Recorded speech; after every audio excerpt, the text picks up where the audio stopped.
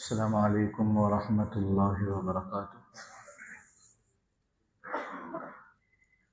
نحمده ونصلي على رسوله الكريم، أما بعد.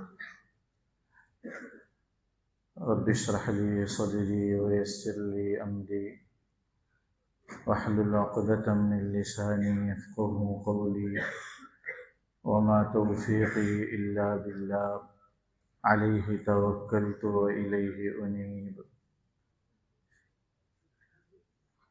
أعوذ بالله من الشيطان الرجيم. بسم الله الرحمن الرحيم.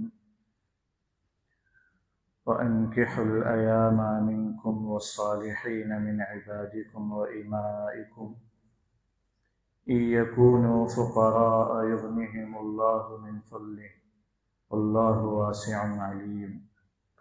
صدق الله العظيم.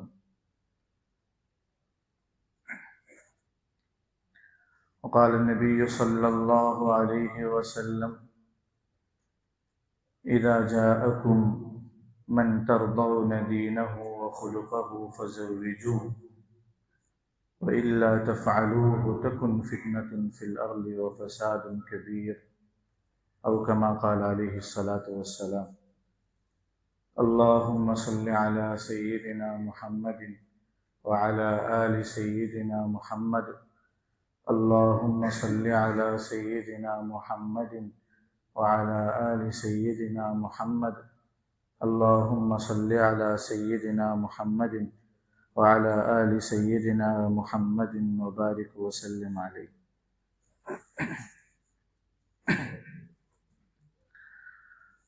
ബഹുമാനമുള്ള സത്യവിശ്വാസികളെ, സഹോദരങ്ങളെ, അല്ലാഹു സുബ്ഹാനഹു വ തആല നമ്മുടെ ഒരുമിച്ച് കൂടലിനെ കബൂലാക്കുമാറാകട്ടെ.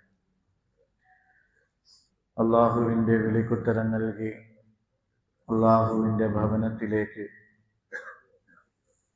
അവൻ്റെ കൽപ്പന നിർവഹിക്കുന്നതിന് വേണ്ടി നാം ഇന്നിവിടെ ഒരുമിച്ച് കൂടി. അതുപോലെ അള്ളാഹു അവൻ്റെ സത്യവിശ്വാസികളായ അടിമകൾക്ക് വേണ്ടി തയ്യാറാക്കി വച്ചിരിക്കുന്ന പരിശുദ്ധമായ സ്വർഗത്തിലും നമ്മെയും നാമുമായി ബന്ധപ്പെട്ട എല്ലാവരെയും ഒരുമിച്ച് കൂട്ടി അനുഗ്രഹിക്കുമാറാകട്ടെ. ബഹുമാനികളെ, മഹാനായ റസൂലുള്ളാഹി സ്വല്ലല്ലാഹു അലൈഹി വസല്ലമ തങ്ങളുടെ പരിശുദ്ധമായ സീറത്തിനെ കുറിച്ചാണ് നമ്മൾ ചർച്ച ചെയ്തുകൊണ്ടിരിക്കുന്നത്. നബിതങ്ങളെ കുറിച്ച് കേൾക്കുന്നതിലൂടെ, പഠിക്കുന്നതിലൂടെ തങ്ങളോടുള്ള സ്നേഹവും അനുകരണയും തങ്ങളെ പിൻപറ്റാനുള്ള ആഗ്രഹവും ഒക്കെ അല്ലാഹു സുബ്ഹാനഹു വ തആല നമുക്ക് നൽകുമാറാകട്ടെ.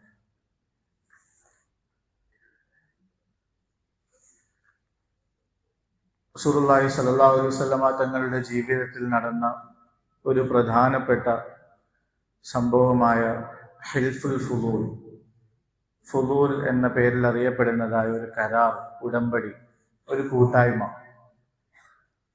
അതുവരെയായിരുന്നു നമ്മൾ കഴിഞ്ഞ ആഴ്ച പറഞ്ഞു വെച്ചത്. നുബുവത്തിന് മുമ്പ് തന്നെ അല്ലാഹു സുബ്ഹാനഹു വ തആല റസൂലുള്ളാഹി സ്വല്ലല്ലാഹു അലൈഹി വസല്ലമ തങ്ങളിൽ എല്ലാ നന്മകളെയും സമ്മേളിപ്പിക്കുകയും എല്ലാ തിന്മകളിൽ നിന്ന് തങ്ങളെ അല്ലാഹു സുബ്ഹാനഹു വ തആല സംരക്ഷിക്കുകയും ചെയ്തിട്ടുണ്ടായിരുന്നു. നുബുവത്തിന് മുമ്പ് ഏകദേശം 20 വയസ്സൊക്കെ ഉള്ള സമയത്താണ് ഹിൽഫുൽ ഫുദൂൽ എന്ന സംഭവം നടക്കുന്നത്. ആക്രമിക്കപ്പെട്ടതായ, അവകാശം നിഷേധിക്കപ്പെട്ടതായ ഒരു വ്യക്തി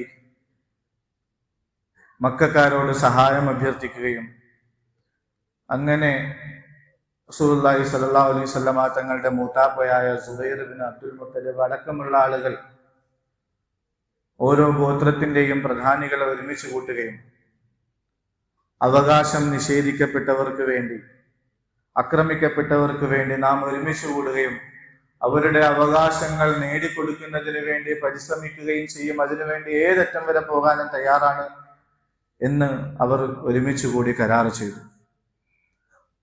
അങ്ങനെ ആ മനുഷ്യന്റെ അവകാശങ്ങൾ നേടിക്കൊടുക്കുകയും അദ്ദേഹത്തെ യാത്രയാക്കുകയും ചെയ്തു. ഈ ഒരു സംഭവത്തെക്കുറിച്ച് റസൂലുള്ളാഹി സ്വല്ലല്ലാഹു അലൈഹി വസല്ലമ തങ്ങൾ പിന്നീട് പല പ്രാവശ്യം അനുസ്മരിക്കുകയുണ്ടായി. ആ ഒരു കരാറിൽ നിന്ന് പിന്മാറുന്നതിന് വേണ്ടി ചുവന്ന ഒട്ടകങ്ങൾ എനിക്ക് തരാമെന്ന് പറഞ്ഞാൽ പോലും ഞാൻ തയ്യാറാകുമായിരുന്നില്ല എന്ന് റസൂലുള്ളാഹി സ്വല്ലല്ലാഹു അലൈഹി വസല്ലമ തങ്ങൾ പറയുകയുണ്ടായി. ചുവന്ന ഒട്ടകം എന്നുള്ളത് ആ കാലഘട്ടത്തിൽ അറബികളിലെ ഏറ്റവും വലിയ സമ്പത്തായിരുന്നു, ഏറ്റവും വലിയ സമ്പത്തായിട്ട് കണക്കാക്കപ്പെട്ടു. അത് വെച്ചിട്ടാണ് നബി തങ്ങൾ പറഞ്ഞത്, അങ്ങനെ ഒരു സമ്പത്ത് എനിക്ക് തരാമെന്ന് പറഞ്ഞാൽ പോലും ആ ഒരു കാര്യത്തിൽ നിന്ന് ഞാൻ പിന്മാറുമായിരുന്നില്ല. അപ്പോ ആക്രമിക്കപ്പെട്ടവർക്ക് വേണ്ടി നിലകൊള്ളുക എന്നുള്ളത്, അവകാശങ്ങൾ നേടിയെടുക്കുന്നതിന് വേണ്ടി പരിശ്രമിക്കുക എന്നുള്ളത്, അത് ഇസ്ലാമിന്റെ പ്രധാനപ്പെട്ട ഒരു ഭാഗമാണ്. അതൊരിക്കലും ദുനിയാവിന്റെ വശമല്ല, ദീനിന്റെ വശമാണ്. അതുകൊണ്ടല്ലേ ഒരു കാലത്ത് ഈ ഇന്ത്യയെ പിടിച്ചടക്കുന്നതിന് വേണ്ടി ബ്രിട്ടീഷുകാർ ഇന്ത്യയിലേക്ക് കടന്നു വരികയും ഇന്ത്യയെ നശിപ്പിക്കുന്നതിന് വേണ്ടിയുള്ള പരിശ്രമങ്ങളെല്ലാം നടത്തുകയും ചെയ്തപ്പോൾ പണ്ഡിതന്മാർ, ദൈവബന്ധിയ ഉലമാക്കൾ അതിനെതിരെ രംഗത്ത് വരികയും ഈ ഇന്ത്യയെ മോചിപ്പിക്കേണ്ടത്, ഈ ഇന്ത്യയിൽ ആക്രമിക്കപ്പെടുന്നവർക്കെതിരെ ഈ അക്രമികളോട് പോരാടുകയും സ്വാതന്ത്ര്യം നേടിയെടുക്കുകയും ചെയ്യേണ്ടത് ദീനിന്റെ ഭാഗമാണെന്ന് മനസ്സിലാക്കിക്കൊണ്ട് അവർ മുൻനിരയിൽ നിന്നുകൊണ്ട് യുദ്ധം ചെയ്യാൻ തയ്യാറായി. ദൈവബന്ധി പണ്ഡിതന്മാരാകട്ടെ, വാരിയ കുന്നത്ത് കുഞ്ഞഹമ്മദ് ഹാജിയാകട്ടെ, ആലി മുസ്ലിയാരാകട്ടെ, ഇങ്ങനെയുള്ള കേരളത്തിന്റെ അകത്തും പുറത്തുമുള്ളതായ പണ്ഡിത നിര മുസ്ലിമീങ്ങൾ അമുസ്ലിമീങ്ങളോട് തോളോട് തോട് ചേർന്നുകൊണ്ട് ഈ ഇന്ത്യയുടെ സ്വാതന്ത്ര്യത്തിന് വേണ്ടി പോരാടിയതും ഈ ഇസ്ലാമിന്റെ അധ്യാപനത്തെ മുന്നിൽ വെച്ചുകൊണ്ടായിരുന്നു. ഇന്ന് ആനുകാലിക സാഹചര്യത്തിൽ നടന്നുകൊണ്ടിരിക്കുന്നതായ പ്രശ്നങ്ങളിലൊക്കെയും റസൂലുള്ളാഹി സ്വല്ലല്ലാഹു അലൈഹി വസല്ലമ തങ്ങളുടെ ജീവിതത്തിൽ നമുക്ക് മാതൃകയുണ്ട്. അവകാശ സംരക്ഷണത്തിന് വേണ്ടി പോരാടേണ്ടത് മുസൽമാന്റെ ബാധ്യതയാണ്. ആക്രമിക്കപ്പെട്ടവർക്ക് വേണ്ടി സംസാരിക്കേണ്ടത്, പരിശ്രമിക്കേണ്ടത് ഇസ്ലാമിന്റെ ബാധ്യതയാണ്. റസൂലുള്ളാഹി സ്വല്ലല്ലാഹു അലൈഹി വസല്ലമ തങ്ങളുടെ ജീവിതത്തിലും നമുക്ക് അതിന്റെ മാതൃകകൾ കാണാൻ സാധിക്കും. എന്നെ ഇനിയും ഒരിക്കൽ ആ പേരിൽ വിളിച്ചു കഴിഞ്ഞാൽ ഞാൻ തയ്യാറാണ്, അതിനുവേണ്ടി പോകുക തന്നെ ചെയ്യും എന്ന് റസൂലുള്ളാഹി സ്വല്ലല്ലാഹു അലൈഹി വസല്ലമ തങ്ങൾ പറയുകയുണ്ടായി. ചുരുക്കത്തിൽ റസൂലുള്ളാഹി സ്വല്ലല്ലാഹു അലൈഹി വസല്ലമ തങ്ങളുടെ ഏകദേശം 20 വയസ്സൊക്കെ എത്തിയ സമയത്ത്, നേരത്തെ പറഞ്ഞതുപോലെ തങ്ങളുടെ കുടുംബത്തിൽ വലിയ ദാരിദ്ര്യമാണ്. അബൂ താലിബ് മക്കയുടെ നേതാവാണെങ്കിലും വലിയ ദാരിദ്ര്യത്തിലാണ് കഴിഞ്ഞുകൂടിയത്. തന്റെ പിതൃവ്യനെ സഹായിക്കുന്നതിന് വേണ്ടി, കുടുംബത്തിനൊരു താങ്ങും തണലുമാകുന്നതിന് വേണ്ടി റസൂലുള്ളാഹി സ്വല്ലല്ലാഹു അലൈഹി വസല്ലമ തങ്ങൾ കച്ചവടത്തിന് പോകാൻ വേണ്ടി തയ്യാറായി. ഷാമിലേക്ക്, സിറിയയിലേക്ക്. ഇത് തങ്ങളുടെ സിറിയയിലേക്കുള്ള, ഷാമിലേക്കുള്ള രണ്ടാമത്തെ യാത്രയാണ്. ഒന്നാമത് ചെറുപ്പത്തിൽ അബൂ താലിബിനോടൊപ്പം പോയ സംഭവം നമ്മൾ പറഞ്ഞു, അവിടെ എത്താതെ തന്നെ തങ്ങളെ തിരിച്ചയച്ച സംഭവം. രണ്ടാമത് നബി തങ്ങൾ സ്വന്തമായി കച്ചവട യാത്ര നടത്താൻ വേണ്ടി തീരുമാനിച്ചു. ഈ സന്ദർഭത്തിൽ മക്കയിൽ ഉണ്ടായിരുന്ന ഒരു പ്രധാനപ്പെട്ട സമ്പന്നയായ കുലീനയായ ഒരു സ്ത്രീയായിരുന്നു ഖദീജ ബീവി റളിയല്ലാഹു അൻഹ. മക്കയിലെ ഏറ്റവും വലിയ സമ്പന്നയായ സ്ത്രീയായിരുന്നു. ഓരോ കച്ചവട യാത്രകൾ മക്കയിൽ നിന്ന് ഷാമിലേക്ക് പോകുമ്പോൾ മറ്റ് അറബികളുടെ കച്ചവട സാധനങ്ങൾ എത്രത്തോളം ഉണ്ടായിരുന്നോ അത്ര തന്നെ, അല്ലെങ്കിൽ അതിനേക്കാൾ കൂടുതൽ ഖദീജ ബീവിയുടെ സമ്പത്ത് മാത്രമുണ്ടാകും. അത്രയും കൂടുതൽ കച്ചവട ചരക്കുമായിട്ട് ഖദീജ ബീവിയുടെ ആളുകൾ ഷാമിലേക്ക് കച്ചവടത്തിന് പോകുന്നത്.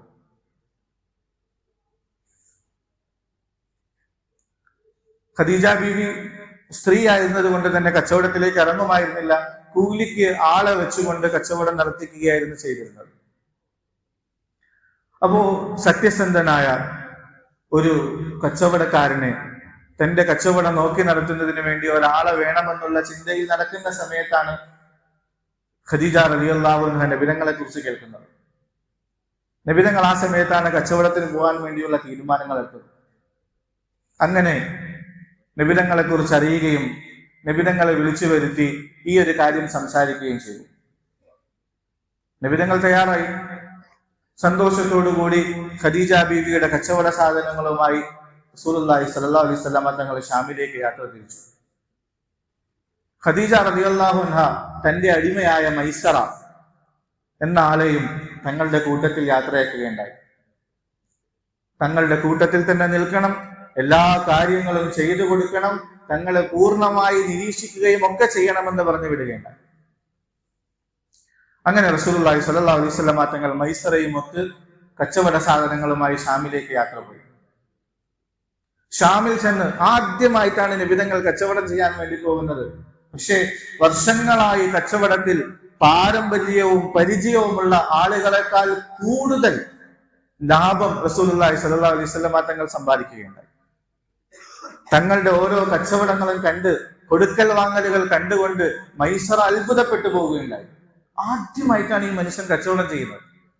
പക്ഷെ മറ്റെല്ലാരെയും കവച്ചു വെച്ചുകൊണ്ട് വളരെ സുന്ദരമായ നിലയിൽ, വളരെ സത്യസന്ധമായ നിലയിൽ കച്ചവടം ചെയ്യുകയും മറ്റുള്ളവർ സമ്പാദിക്കുന്നതിനേക്കാൾ ഇരട്ടി ലാഭം സമ്പാദിക്കുകയും ചെയ്തു. ഇതെന്തൊരു അത്ഭുതമാണ്! അത് മാത്രമല്ല, റസൂലുള്ളാഹി സ്വല്ലല്ലാഹു അലൈഹി വസല്ലം തങ്ങളുടെ ബുദ്ധി കൂർമ്മത ഈ സംഭവത്തിലൂടെ നമുക്ക് മനസ്സിലാക്കാൻ സാധിക്കും. എല്ലാവരും സാധനങ്ങൾ അവിടെ കൊണ്ടുപോയി കച്ചവടം ചെയ്ത സമ്പത്തുമായി തിരിച്ചു വരും. നബിതങ്ങൾ പറഞ്ഞു, നമ്മൾ ഈ സമ്പത്തും കൊണ്ട് തിരിച്ചു പോകുന്നതിൽ എന്തർത്ഥം ഇരിക്കുന്നു? ഇവിടെയുള്ള സാധനങ്ങൾ നമുക്ക് വാങ്ങിച്ചു കൊണ്ടുപോകാം, അത് കൊണ്ടുപോയി മക്കയിൽ കച്ചവടം നടത്താം, അപ്പൊ വീണ്ടും ലാഭം നമുക്ക് സമ്പാദിക്കാൻ സാധിക്കും. അങ്ങനെ അവിടെ നിന്നുള്ള സാധനങ്ങൾ വാങ്ങിച്ചുകൊണ്ട് ഇവിടെ വന്നു, ഇവിടെ മക്കയിൽ കച്ചവടം നടത്തി ഇരട്ടിക്കിരട്ടി ലാഭം റസൂലുള്ളാഹി സ്വല്ലല്ലാഹു അലൈഹി വസല്ലം തങ്ങളെ സമ്പാദിച്ചു കൊണ്ടുപോയി കൊടുക്കുകയുണ്ടായി. അത്ഭുതപ്പെട്ടു പോയി ഖദീജ. റസൂലുള്ളാഹി സ്വല്ലല്ലാഹു അലൈഹി വസല്ലം തങ്ങളുടെ ഈ നൈപുണ്യം കണ്ടുകൊണ്ട് വല്ലാതെ അത്ഭുതപ്പെട്ടു പോയി ഖദീജ റളിയല്ലാഹു അൻഹ. അങ്ങനെ മൈസറയെ വിളിച്ചിട്ട് യാത്രയിലുള്ള മുഴുവൻ അവസ്ഥകളെയും കുറിച്ച് ചോദിച്ചു. മൈസറ വല്ലാതെ വാചാലനായി റസൂലുള്ളാഹി സ്വല്ലല്ലാഹു അലൈഹി വസല്ലം തങ്ങളുടെ മദ്ഹുകൾ ഇങ്ങനെ, ഫളായിലുകൾ ഇങ്ങനെ പറയാൻ തുടങ്ങി. മൈസറ പറഞ്ഞ പ്രധാനപ്പെട്ട ഒരു വിഷയം, ഈ വ്യക്തിയുടെ ഒരു പ്രത്യേകത ഞാൻ കണ്ടത്, എവിടെ പോയാലും ശരി, എത്ര ചുട്ടുപൊള്ളുന്ന വെയിലുള്ള സമയമാണെങ്കിൽ ശരി, ഇദ്ദേഹത്തിന്റെ മേൽ വെയിലടിക്കുകയില്ല. എവിടെ പോയി കഴിഞ്ഞാലും മേഘം ഇദ്ദേഹത്തിന് തണലിടുന്നത് പോലെ ഇങ്ങനെ മുകളിലൂടെ പോകുന്നത് കാണാൻ സാധിക്കും. കൃത്യമായി മുഹമ്മദ് സല്ലല്ലാഹു അലൈഹി വസല്ലം എവിടേക്ക് ഇരിക്കുന്നോ, എങ്ങോട്ടൊക്കെ പോകുന്നോ, അവിടെയൊക്കെ മേഘത്തിന്റെ തണലുണ്ടായിരിക്കും. വല്ലാത്തൊരു അത്ഭുതമായി ഞാൻ കണ്ടു എന്ന് പറഞ്ഞു. അതുപോലെ കച്ചവടത്തിലെ സത്യസന്ധത, ഒരു പരിചയവും ഇല്ലാതിരുന്ന മനുഷ്യനാണ്, പക്ഷേ അത്ര കൃത്യമായ രീതിയിൽ, അത്ര സത്യസന്ധതയോടുകൂടി തന്ത്രപരമായ രീതിയിൽ കച്ചവടം ചെയ്തു, ഇരട്ടിക്കിരട്ടി ലാഭം സമ്പാദിക്കുകയും ചെയ്തു. റസൂലുള്ളാഹി സ്വല്ലല്ലാഹു അലൈഹി വസല്ലം തങ്ങൾ ജീവിതത്തിന്റെ എല്ലാ മേഖലയിലും മാതൃകയുള്ളതുപോലെ തന്നെ കച്ചവടത്തിലും കൃത്യമായ മാതൃകയുണ്ട്. റസൂലുള്ളാഹി സ്വല്ലല്ലാഹു അലൈഹി വസല്ലം തങ്ങൾ കച്ചവടം ചെയ്ത് കാണിച്ചു തരികയും ചെയ്തിട്ടുണ്ട്. കച്ചവടവുമായി ബന്ധപ്പെട്ട കൃത്യമായ അധ്യാപനങ്ങൾ ഉമ്മത്തിനെ പഠിപ്പിച്ചു തരികയും ചെയ്തിട്ടുണ്ട്. ഒരു ഹദീസിൽ റസൂലുള്ളാഹി സ്വല്ലല്ലാഹു അലൈഹി വസല്ലം തങ്ങൾ പറയുകയുണ്ടായി, അത്താജിറു സ്വദൂഖുൽ അമീൻ മഅൻ നബിയ്യീന വസ്സിദ്ദീഖീന വശുഹദാഇ വസ്സാലിഹീൻ. സത്യസന്ധമായ നിലയിൽ വിശ്വസ്തയോടുകൂടി കച്ചവടം ചെയ്യുന്നതായ മനുഷ്യൻ, അവന്റെ സ്ഥാനം നാളെ ആഖിറത്തിൽ പ്രവാചകന്മാരോടൊപ്പം, സ്വാലിഹീങ്ങളോടൊപ്പം, സിദ്ദീഖീങ്ങളോടൊപ്പം, ശുഹദാക്കളോടൊപ്പമാണ്. എന്താണത് പറയാനുള്ള കാരണം? കച്ചവടത്തിന്റെ മേഖലയിൽ നിൽക്കുന്നവർക്ക് പ്രത്യേകം മനസ്സിലാക്കാൻ സാധിക്കും ഇത്. സത്യസന്ധതയോടുകൂടി കച്ചവടം ചെയ്യുക, അതിനകത്ത് കലർപ്പോ കളവോ ഒന്നും വരുത്താതിരിക്കുക എന്നുള്ളത് അത്ര ബുദ്ധിമുട്ടുള്ള കാര്യമാണ്, പ്രത്യേകിച്ച് ഈ കാലത്ത്. അങ്ങനെ ഒരു സാഹചര്യത്തിൽ സത്യസന്ധമായ രീതിയിൽ ഒരു മനുഷ്യൻ കച്ചവടം ചെയ്താൽ അത് വലിയ ത്യാഗമാണ്. ആ ത്യാഗത്തിനുള്ള പ്രതിഫലം ഇതാണ് റസൂലുള്ളാഹി സ്വല്ലല്ലാഹു അലൈഹി വസല്ലം. അതുപോലെ ഏത് കാര്യം ചെയ്താലും പെർഫെക്റ്റ് ആയിട്ട് ചെയ്യണം. വളരെ കൃത്യതയോടുകൂടി പഠിച്ച് മനസ്സിലാക്കി തന്നെ നമ്മൾ ആ കാര്യം ചെയ്യണം. ഏത് കാര്യത്തിലേക്ക് ഇറങ്ങിയാലും, ഏത് ഫീൽഡിലേക്ക് ഇറങ്ങിയാലും നമ്മളത് സ്പെഷ്യലായി മാറണം. റസൂലുള്ളാഹി സ്വല്ലല്ലാഹു അലൈഹി വസല്ലം തങ്ങൾ പറയുകയുണ്ടായി, ഇന്നല്ലാഹ കതബൽ ഇഹ്സാന അലാ കുല്ലി ഷൈഇൻ. എന്ത് ചെയ്താലും ഏറ്റവും നല്ല രീതിയിൽ ചെയ്യണമെന്ന് അല്ലാഹു സുബ്ഹാനഹു വ തആല നിർദ്ദേശിച്ചിരിക്കുന്നു. ഏത് കാര്യം ചെയ്താലും നിങ്ങൾ പെർഫെക്റ്റ് ആയിട്ട് ചെയ്യണം. ഏറ്റവും നല്ല രീതിയിൽ നിങ്ങൾ ഇബാദത്ത് ചെയ്യുന്നോ, ഏറ്റവും നല്ല രീതിയിൽ ഇബാദത്ത് ചെയ്യണം. കൊടുക്കൽ വാങ്ങലുകൾ നടത്തുന്നോ, ഏറ്റവും നല്ല രീതിയിൽ ഇടപാടുകൾ നടത്തണം. കുടുംബബന്ധം നടത്തുന്നോ, ഏറ്റവും നല്ല രീതിയിൽ നടത്തണം. ഇങ്ങനെ ഏത് മേഖല നിങ്ങൾ കൈകാര്യം ചെയ്താലും ഏറ്റവും നല്ല രീതിയിലാകണമെന്ന് അള്ളാഹു നിർദ്ദേശിച്ചിരിക്കുന്നു, അള്ളാഹു നിയമമാക്കിയിരിക്കുന്നു എന്ന് റസൂലുള്ളാഹി സ്വല്ലല്ലാഹു അലൈഹി വസല്ലം തങ്ങൾ പഠിപ്പിക്കുകയുണ്ടായി. പരിശുദ്ധമായ ഖുർആനിലെ ഒരു പ്രധാനപ്പെട്ട ആയത്ത്, ജാമ്യ ആയിട്ടുള്ള ചില പ്രധാനപ്പെട്ട ആയത്തുകളിൽ ഒന്നാണ് ഇന്നല്ലാഹ യഅ്മുറു ബിൽ അദ്ലി വൽ ഇഹ്സാൻ വഇതാഇ ദിൽ ഖുർബ വയൻഹാ അനിൽ ഫഹ്ശാഇ വൽ മുൻകരി വൽ ബഗി യഇദുകും ലഅല്ലകും തദക്കറൂൻ. എല്ലാ ജുമഅയിലും പാരായണം ചെയ്യുന്ന ആയത്താണ്. അല്ലാഹു സുബ്ഹാനഹു വ തആല പറയുന്നുണ്ട് ഇന്നല്ലാഹ യഅ്മുറു ബിൽ അദ്ലി വൽ ഇഹ്സാൻ. അല്ലാഹു സുബ്ഹാനഹു വ തആല നീതിയോടുകൂടി നിലകൊള്ളാൻ വേണ്ടി നിങ്ങളോട് കൽപ്പിക്കുകയാണ്. അതുപോലെ ഇഹ്സാനെ മുറുകെ പിടിക്കാൻ. ഇഹ്സാൻ എന്ന് പറഞ്ഞാൽ എന്ത് ചെയ്താലും ഏറ്റവും നല്ല രീതിയിൽ ചെയ്യുക. റസൂലുള്ളാഹി സ്വല്ലല്ലാഹു അലൈഹി വസല്ലം തങ്ങൾ ഒരു പ്രബോധകനായിരുന്നു, ഏറ്റവും നല്ല പ്രബോധകനായി. ഒരു കുടുംബനാഥനായിരുന്നു, ഏറ്റവും നല്ല കുടുംബനാഥനായി. ഒരു നേതാവായിരുന്നു, ഏറ്റവും നല്ല നേതാവായി. ഒരു കച്ചവടക്കാരനായിരുന്നു, ഏറ്റവും നല്ല കച്ചവടക്കാരനായി. ആർക്കും പരാതിയില്ല, ആർക്കും പരിഭവമില്ല. ഏറ്റവും സുന്ദരമായ രീതിയിൽ നബി തങ്ങൾ കച്ചവടം ചെയ്ത് ലാഭവും കൊണ്ട് തിരിച്ചു വന്നു. ഇവിടെ മനസ്സിലാക്കാനുള്ള മറ്റൊരു കാര്യം, സത്യസന്ധതയോടുകൂടി കൃത്യമായ ബോധത്തോടുകൂടി കച്ചവടം ചെയ്യുകയാണെങ്കിൽ ഉറപ്പായിട്ടും ദുനിയാവിൽ ലാഭം കിട്ടുക തന്നെ ചെയ്യും, ആഖിറത്തിൽ പിന്നെ വേറെ വിഷയം. എന്നാൽ നിസാരമായ ലാഭത്തിന് വേണ്ടി നമ്മൾ സൃഷ്ടികളെ പറ്റിക്കാൻ തയ്യാറാവുകയാണെങ്കിൽ, അള്ളാഹുവിന്റെ കൽപ്പനകളെ മാറ്റി വെക്കാൻ തയ്യാറാവുകയാണെങ്കിൽ ഉറപ്പാണ് ബാഹ്യമായ നിലയിൽ എന്തെങ്കിലുമൊക്കെ ലാഭങ്ങൾ നമ്മൾ കണ്ടേക്കാം, പക്ഷെ അത് നശിച്ചു പോവുക തന്നെ ചെയ്യും. പിന്നെ ആഖിറത്തിൽ കാലാകാലത്തെ ശിക്ഷയും. അള്ളാഹു കാക്കുമാറാകട്ടെ. അതുകൊണ്ട് ബഹുമാനികളെ ശ്രദ്ധിക്കേണ്ട വിഷയമാണ്. കച്ചവടം സൂക്ഷ്മമായ നിലയിൽ കൈകാര്യം ചെയ്യേണ്ട കാര്യമാണ്.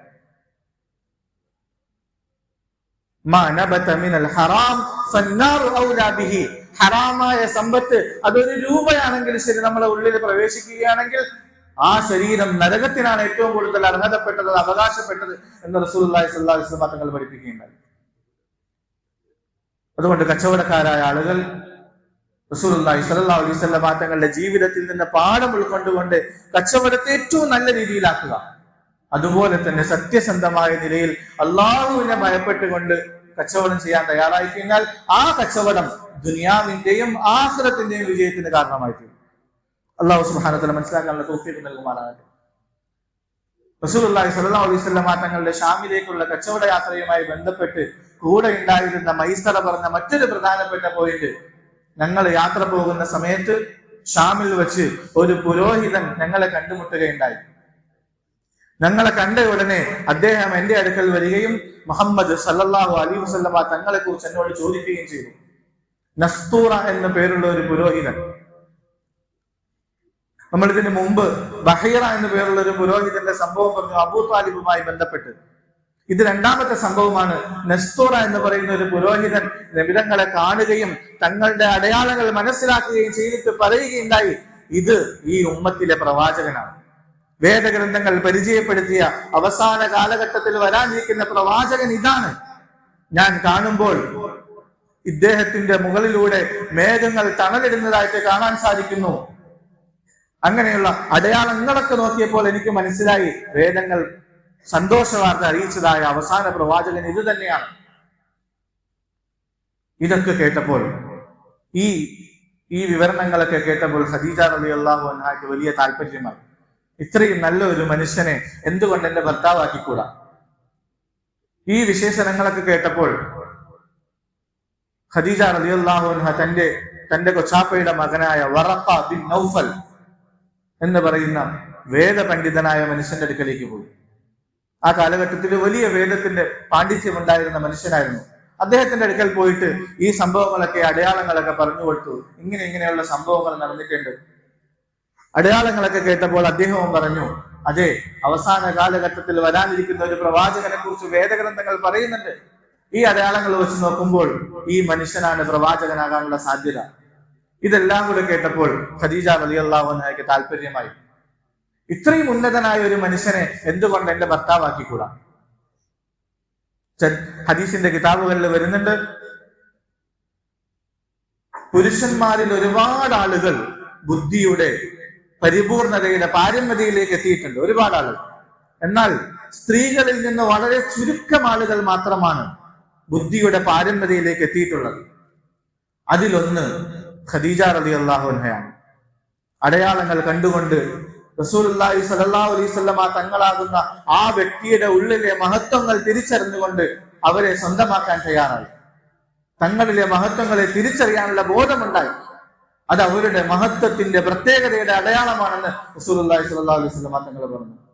അതുപോലെ ഷുഐബ് അലൈഹി സ്വലാത്തു വസ്സലാമിന്റെ മകൾ മൂസാ നബി അലൈഹി സ്വലാത്തു വസ്സലാമിനെ കാണുകയും മൂസാ നബിയുടെ സ്വഭാവങ്ങൾ മനസ്സിലാക്കുകയും ചെയ്തപ്പോൾ ഉപ്പയോട് ഷുഐബ് അലൈഹി സ്വലാമിനോട് പോയി പറഞ്ഞു, നമുക്ക് കൂട്ടത്തിൽ കൂട്ടാൻ പറ്റുന്ന ഒരു ചെറുപ്പക്കാരൻ ഇതാണ്, അദ്ദേഹത്തിന്റെ സ്വഭാവവും മഹത്വവും ഞാൻ മനസ്സിലാക്കി. അങ്ങനെ ഷുഐബ് അലൈഹി സ്വലാത്തു വസ്സലാം തന്റെ മകൾക്ക് വേണ്ടി മൂസാ നബി അലൈഹി സ്വലാത്തു വസ്സലാമിനെ മരുമകനായി സ്വീകരിക്കുകയുണ്ടായി. അതുപോലെ ആസിയ റളിയല്ലാഹു അൻഹ മൂസാ നബി അലൈഹി സ്വലാത്തു വസ്സലാം കുഞ്ഞായിരിക്കുമ്പോൾ തന്നെ തങ്ങൾ അദ്ദേഹത്തെ കാണുകയും അദ്ദേഹത്തിന്റെ ഉള്ളിലെ മഹത്വത്തെ തിരിച്ചറിയുകയും ചെയ്തുകൊണ്ട് തന്റെ മകനാക്കാൻ വേണ്ടി തയ്യാറായി. ഇതൊക്കെ സ്ത്രീകളിലുണ്ടായ ബുദ്ധിയുടെ പാരമ്പര്യയുടെ അടയാളങ്ങളാണെന്ന് റസൂലുള്ളാഹി സ്വല്ലല്ലാഹു അലൈഹി വസല്ലം തങ്ങൾ പഠിപ്പിക്കുകയുണ്ടായി. ഒടുവിൽ തന്റെ കുടുംബത്തിൽപ്പെട്ട നഫീസ എന്ന പേരുള്ള ഒരു സ്ത്രീയെ റസൂലുള്ളാഹി സ്വല്ലല്ലാഹു അലൈഹി വസല്ലം തങ്ങളുടെ അടുക്കിലേക്ക് വിവാഹാലോചനയുമായി അയക്കുകയുണ്ടായി. അവർ വന്നിട്ട് ചോദിച്ചു, യാ മുഹമ്മദ് ഹൽ തർഗബു ഫി സിവാജ്, താങ്കൾ 25 വയസ്സായി, നല്ല സുന്ദരനും സുമുഖനുമായ ചെറുപ്പക്കാരനാണ്, എന്തുകൊണ്ടാണ് വിവാഹം കഴിക്കാത്തത്? റസൂലുള്ളാഹി സ്വല്ലല്ലാഹു അലൈഹി വസല്ലം തങ്ങൾ പറഞ്ഞു, വിവാഹത്തിന്റെ ആഗ്രഹമുണ്ട്, പക്ഷേ എന്റെ സാമ്പത്തികമായ അവസ്ഥകൾ ഇപ്പോൾ അതിന് പറ്റിയതല്ല. ഞാൻ ദരിദ്രനാണ്, എന്റെ കുടുംബവും ദാരിദ്ര്യാവസ്ഥയിലാണ്, ചെറിയ കച്ചവടങ്ങളൊക്കെ ചെയ്യുന്നുണ്ട്, അതെന്റെ കുടുംബത്തിന് പോലും മതിയാകുന്നതല്ല, അതുകൊണ്ടാണ് ഞാൻ തീരുമാനിക്കാത്തത്. അവർ പറഞ്ഞു,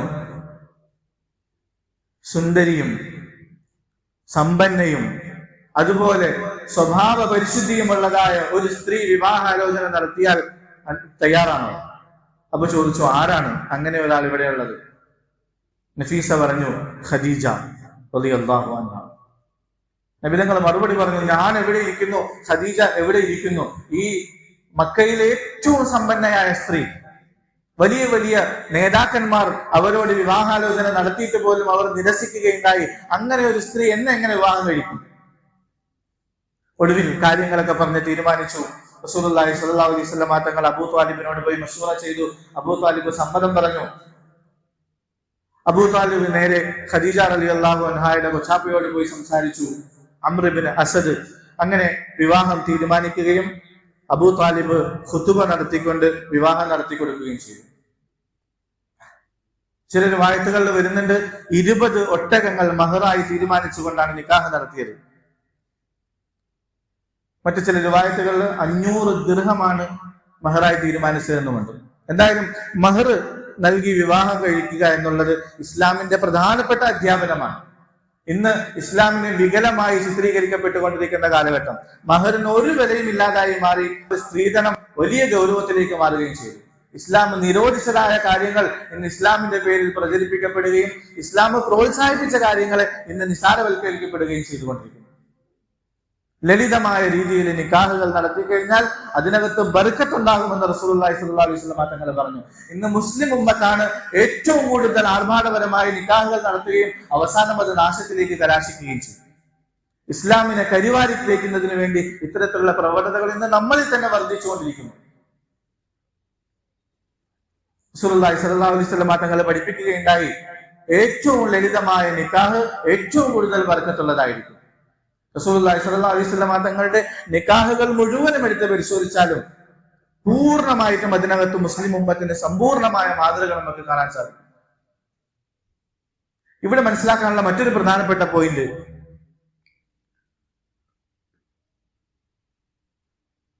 സൂറത്ത് നൂർ ഒരു പ്രധാനപ്പെട്ട ചർച്ചാ വിഷയമാണ്. ഈ സമൂഹത്തിൽ നടക്കുന്നതായ ജീർണതകൾ, മോശത്തരങ്ങൾ, അതിനെയൊക്കെ ഇല്ലാതാക്കാൻ വേണ്ടിയുള്ള മാർഗങ്ങൾ എന്തൊക്കെയാണ് എന്ന് പ്രതിപാദിക്കുന്ന ഒരു സൂറത്താണ് പരിശുദ്ധമായ സൂറത്തുൽ നൂർ. ഈ ഉമ്മത്തിനെ ജീർണിപ്പിക്കുന്ന, ഉമ്മത്തിൽ ജീർണത ഉണ്ടാക്കുന്ന ഒരു പ്രധാനപ്പെട്ട വസ്തുതയാണ് വ്യഭിചാരം എന്നുള്ളത്. അതിനെ ഇല്ലാതാക്കുന്നതിന് വേണ്ടി, അതിനെ നശിപ്പിക്കുന്നതിന് വേണ്ടി എന്തൊക്കെ മാർഗങ്ങൾ സ്വീകരിക്കാൻ സാധിക്കുമെന്ന് പരിശുദ്ധമായ സൂറത്തുൽ നൂർ ചർച്ച ചെയ്യുന്നുണ്ട്. അതിലൊരു പ്രധാനപ്പെട്ട അധ്യാപനമാണ് ഈ ഉമ്മത്തിൽ ജീർണത ഉണ്ടാകുന്നതിന്, സാമൂഹികമായ മോശത്തരങ്ങൾ വളരുന്നതിന്, പ്രചരിക്കുന്നതിനുള്ള പ്രധാനപ്പെട്ട കാരണം വിവാഹത്തിനുള്ള പ്രായമായിട്ടും സ്ത്രീകളെ, പുരുഷന്മാരെ വിവാഹം കഴിപ്പിച്ച് അയക്കാത്തതിന്റെ പേരിലാണ് ഇത്തരത്തിലുള്ള മോശത്തരങ്ങൾ ഉമ്മത്തിൽ വ്യാപിക്കുന്നത്. അതിന് പരിഹാരമായി അല്ലാഹു സുബ്ഹാനഹു വ തആല പറയുന്നുണ്ട്, വഅൻകിഹുൽ അയാമ മിൻകും വസ്സാലിഹീന മിൻ ഇബാദികും വഇമായികും. നിങ്ങളുടെ ആൺമക്കൾ, നിങ്ങളുടെ പെൺമക്കൾ വിവാഹപ്രായത്തിലേക്ക് എത്തിക്കഴിഞ്ഞാൽ ഉടൻ തന്നെ നിങ്ങൾ വിവാഹം കഴിച്ചയക്കുക. സാമ്പത്തികമായ ഭദ്രതയോ അല്ലെങ്കിൽ ദാരിദ്ര്യമോ ഇതൊന്നും നിങ്ങൾ അവിടെ നോക്കേണ്ട ആവശ്യമില്ല. ഈ യകൂനു ഫഖറാ യുഗ്നിഹിമുല്ലാഹു മിൻ ഫദ്ലി. അവർ ദരിദ്രനാണോ, സാമ്പത്തികമായ ഭദ്രത ഇല്ലാത്തവരാണോ, അല്ലാഹു സുബ്ഹാനഹു വ തആല ബർക്കത്ത് നൽകും. പക്ഷേ അതിന്റെ പേരിൽ അല്ലെങ്കിൽ വിദ്യാഭ്യാസത്തിന്റെ പേരിൽ, സമ്പത്തിന്റെ പേരിൽ ഇങ്ങനെ വിവാഹത്തെ ബന്ധിപ്പിക്കുന്നതിലൂടെ വലിയ അപകടം ഉണ്ടാകുമെന്ന് റസൂലുള്ളാഹി സ്വല്ലല്ലാഹു അലൈഹി വസല്ലം തങ്ങൾ പഠിപ്പിക്കുകയുണ്ടായി. ഇദാ ജാഅകും മൻ തർലൗന ദീനഹു വ ഖുലുഖഹു. ഒരാൾ നിങ്ങളുടെ അടുക്കൽ വിവാഹാലോചനയുമായി വന്നു, അവന്റെ സ്വഭാവം, അവന്റെ ദീൻ, അവന്റെ ജീവിതം, അവന്റെ കുടുംബം എല്ലാം നിങ്ങൾക്ക് തൃപ്തിയായി എങ്കിൽ ഒന്നും നോക്കണ്ട, ഫസവ്വിജൂഹു, നിങ്ങൾ വിവാഹം കഴിച്ചു കൊടുത്തേക്കുക. വഇല്ലാ തഫ്അലൂഹു, ശ്രദ്ധിക്കുക. അതിനുശേഷം റസൂലുള്ളാഹി സ്വല്ലല്ലാഹു അലൈഹി വസല്ലം തങ്ങൾ പറയുകയുണ്ടായി, വഇല്ലാ തഫ്അലൂഹു, നിങ്ങൾ അങ്ങനെ ചെയ്തില്ല എങ്കിൽ തകുൻ ഫിത്നത്തുൻ ഫിൽ അർദി വഫസാദുൻ കബീർ, ഈ ലോകത്ത് വലിയ ഫിത്നയും ഫസാദും അതിലൂടെ ഉണ്ടായിത്തീരുക തന്നെ ചെയ്യും. അതിന് നിങ്ങൾ ഓരോ വാപ്പയും ഓരോ ഉമ്മയും കാരണക്കാരായി മാറുകയും ചെയ്യും. ഇന്ന് വളരെ വ്യാപകമായ പ്രശ്നങ്ങളാണ് നടന്നുകൊണ്ടിരിക്കുന്നത്. പെണ്ണുങ്ങൾ വിവാഹത്തിന് തയ്യാറാകുന്നില്ല, ജോബിന്റെ പേരും പറഞ്ഞ്, എഡ്യൂക്കേഷന്റെ പേരും പറഞ്ഞ് ഇങ്ങനെ വർഷങ്ങൾ തള്ളി നീക്കിക്കൊണ്ടേയിരിക്കുന്നു. പുരുഷന്മാർ വിവാഹത്തിന് തയ്യാറാകുന്നില്ല, കച്ചവടത്തിന്റെ പേരും പറഞ്ഞ്, സാമ്പത്തിക ഭദ്രത ഉണ്ടാക്കണമെന്ന പേരും പറഞ്ഞുകൊണ്ട് അവരും വർഷങ്ങൾ തള്ളി നീക്കിക്കൊണ്ടിരിക്കുന്നു. എന്താണ് അതിലൂടെ സംഭവിക്കുന്നത്? മറുഭാഗത്ത് ഫിത്നയും ഫസാദും ഇങ്ങനെ വളർന്നുകൊണ്ടേയിരിക്കുന്നു. അശ്ലീലതകളും മോശത്തരങ്ങളും വ്യഭിചാരങ്ങളും ഇങ്ങനെ വ്യാപിച്ചു കൊണ്ടേയിരിക്കുന്നു. അതുകൊണ്ട് വഅൻകിഹുൽ അയാമ മിൻകും, നിങ്ങളിൽ നിന്നും പ്രായപൂർത്തിയിലേക്ക് എത്തിക്കഴിഞ്ഞാൽ, വിവാഹത്തിന്റെ പ്രായത്തിലേക്ക് എത്തിക്കഴിഞ്ഞാൽ ഉടൻ തന്നെ നിങ്ങൾ അവരെ വിവാഹം കഴിപ്പിച്ചു കൊടുത്തേക്കുക. അല്ല എങ്കിൽ വലിയ പ്രശ്നങ്ങൾ ഉണ്ടാകുമെന്ന് റസൂലുള്ളാഹി സ്വല്ലല്ലാഹു അലൈഹി വസല്ലം തങ്ങൾ പഠിപ്പിക്കുകയുണ്ടായി. ആ രീതിയിൽ റസൂലുള്ളാഹി സ്വല്ലല്ലാഹു അലൈഹി വസല്ലം തങ്ങളുടെ ജീവിതത്തിൽ നമുക്ക് മാതൃകയുണ്ട്. 25-ാമത്തെ വയസ്സിൽ റസൂലുള്ളാഹി സ്വല്ലല്ലാഹു അലൈഹി വസല്ലം തങ്ങൾ ഖദീജ ബിവിയെ വിവാഹം കഴിക്കേണ്ടതാണ്. ഇതൊരു വലിയ അനുഗ്രഹമാണെന്ന് അല്ലാഹു സുബ്ഹാനഹു വ തആല വിശുദ്ധമായ ഖുർആനിലൂടെ പറയുന്നുണ്ട്.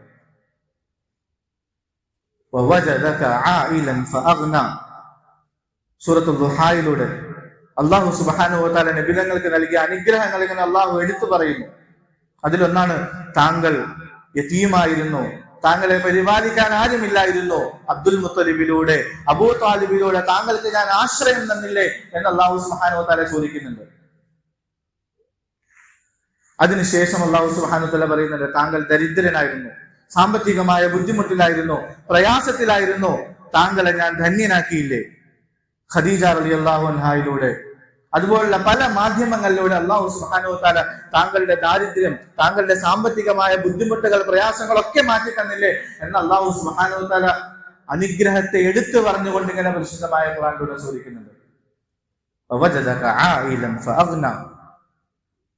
അപ്പോ ഖദീജ റളിയല്ലാഹു അൻഹായ തന്റെ ജീവിതത്തിലേക്ക് കിട്ടിയത് തങ്ങളുടെ ജീവിതത്തിന്റെ ഏറ്റവും വലിയ അനുഗ്രഹമാണെന്ന് പിന്നീട് ചരിത്രം സാക്ഷിയാണ് ആ വിഷയത്തിൽ. അതുകൊണ്ട് തന്നെ ഖദീജ റളിയല്ലാഹു അൻഹായോട് റസൂലുള്ളാഹി സ്വല്ലല്ലാഹു അലൈഹി വസല്ലം തങ്ങൾക്ക് അങ്ങേയറ്റത്തെ സ്നേഹമായിരുന്നു. അതിനുശേഷം 40 വയസ്സുള്ള ഖദീജ റളിയല്ലാഹു അൻഹ 65 വയസ്സുവരെ ജീവിച്ചു. ആ കാലഘട്ടത്തിനിടയ്ക്ക് റസൂലുള്ളാഹി സ്വല്ലല്ലാഹു അലൈഹി വസല്ലം തങ്ങൾ മറ്റൊരാളെയും വിവാഹം ചെയ്തിട്ടില്ല. അത്രമേൽ അവർക്കിടയിൽ സ്നേഹവും അടുപ്പവും മഹത്വവും ഒക്കെയായിരുന്നു. പരസ്പരം അങ്ങോട്ടും ഇങ്ങോട്ടും വലിയ സ്നേഹത്തിലും അടുപ്പത്തിലുമായിരുന്നു. റസൂലുള്ളാഹി സ്വല്ലല്ലാഹു അലൈഹി വസല്ലം തങ്ങൾ വർഷങ്ങൾക്ക് ശേഷവും, ഖദീജ റളിയല്ലാഹു അൻഹയുടെ വഫാത്തിന് ശേഷം വർഷങ്ങൾക്കിപ്പുറവും ഖദീജ റളിയല്ലാഹു അൻഹയെ കുറിച്ച് ഇങ്ങനെ ഓർക്കുമായിരുന്നു. അത് കേൾക്കുമ്പോൾ മറ്റു ഭാര്യമാർക്ക് സ്വാഭാവികമായ ചില വിഷമവും ദേഷ്യവും ഒക്കെ ഉണ്ടാവും. ആയിഷ റളിയല്ലാഹു അൻഹ ഇടയ്ക്കിടയ്ക്ക് ഇങ്ങനെ കുത്തി ചോദിക്കും, ഇത്ര വർഷങ്ങൾക്ക് ശേഷവും ഖദീജയെ കുറിച്ച് ഇങ്ങനെ ഓർത്തുകൊണ്ടിരിക്കേണ്ട ആവശ്യമുണ്ടായിരുന്നു? റസൂലുള്ളാഹി സ്വല്ലല്ലാഹു അലൈഹി വസല്ലം തങ്ങൾ നൽകിയ മറുപടി, എന്റെ പ്രതികൂലമായ സാഹചര്യങ്ങളിൽ ഞാൻ ബുദ്ധിമുട്ടിലും പ്രയാസത്തിലുമായിരിക്കുന്ന സമയത്ത് എന്നോടൊപ്പം നിന്ന സ്ത്രീയാണ് അവള്, എനിക്ക് എങ്ങനെ മറക്കാൻ സാധിക്കും? ഇതായിരുന്നു ഭാര്യാഭർത്ത ബന്ധം. റസൂലുള്ളാഹി സ്വല്ലല്ലാഹു അലൈഹി വസല്ലം തങ്ങളുടെ കുടുംബ ജീവിതത്തിലും വലിയ മാതൃകകൾ നമുക്കുണ്ട്. 11 വിവാഹം റസൂലുള്ളാഹി സ്വല്ലല്ലാഹു അലൈഹി വസല്ലം തങ്ങൾ ചെയ്തിട്ടുണ്ട്. തങ്ങളുടെ ജീവിത കാലഘട്ടത്തിൽ 2 ഭാര്യമാർ മരണപ്പെട്ടിട്ടുണ്ട്. അതിനുശേഷം 9 ഭാര്യമാർ തങ്ങളുടെ ജീവിതത്തിന് ശേഷവും ഉണ്ടായിരുന്നു. സുന്ദരമായ ജീവിതം റസൂലുള്ളാഹി സ്വല്ലല്ലാഹു അലൈഹി വസല്ലം തങ്ങൾ ഉമ്മത്തിനെ പഠിപ്പിച്ചിട്ട് പോയി. തങ്ങളുടെ ഈ വിവാഹങ്ങളെ കുറിച്ച് ഇന്ന് കാലഘട്ടത്തിൽ പലതരത്തിലുള്ള വിമർശനങ്ങൾ ഉന്നയിക്കപ്പെട്ടുകൊണ്ടിരിക്കുന്നുണ്ട്. പ്രവാചകൻ ഒരുപാട് വിവാഹങ്ങൾക്ക് വേണ്ടി ഇങ്ങനെ ഓടി നടന്ന മനുഷ്യനാണ്, ഓടി നടന്ന് വിവാഹം ചെയ്ത മനുഷ്യനാണ്. നഊദുബില്ലാ. തങ്ങളുടെ ഓരോ നിക്കാഹിന്റെയും പിന്നിൽ വ്യക്തമായ അള്ളാഹുവിന്റെ ഭാഗത്തു നിന്നുള്ള കൽപ്പനകളും വ്യക്തമായ ഹിക്മത്തുകളുമുണ്ട്. തങ്ങളുടെ വിവാഹ ജീവിതത്തെ കുറിച്ച് ഓരോ ഭാര്യമാരെയും തെരഞ്ഞെടുത്തതിന്റെ പിന്നിലെ കാരണങ്ങളെ കുറിച്ച് പഠിച്ചാൽ അത്ഭുതപ്പെട്ടു പോകും. വെറുതെ ഓടി നടന്നിങ്ങനെ വിവാഹം ചെയ്തതല്ല. തങ്ങളുടെ ജീവിതത്തെ കുറിച്ച് പഠിക്കാത്തതിന്റെ പേരിലാണ് ഇത്തരം വിമർശനങ്ങൾ കേൾക്കുമ്പോൾ നമ്മൾ അസ്വസ്ഥരായി പോകുന്നത്, അല്ലെങ്കിൽ നമ്മൾ അന്തം വിട്ടു പോകുന്നത്. ഒരിക്കലുമല്ല. നബിതങ്ങളുടെ ജീവിതത്തെ വ്യക്തമായ രീതിയിൽ, സ്പഷ്ടമായ രീതിയിൽ പഠിക്കാൻ തയ്യാറായി കഴിഞ്ഞാൽ ഈ ഒരു വിമർശനങ്ങളും ഉണ്ടാവുകയില്ല. നബിതങ്ങൾ ആയിഷ ബീവിയെ ചെറിയ പ്രായത്തിൽ വിവാഹം കഴിച്ചതിനെ കുറിച്ച് പറയപ്പെടാറുണ്ട്. 11 ഭാര്യമാരുള്ള വിഷയത്തെ കുറിച്ച് പറയപ്പെടാറുണ്ട്.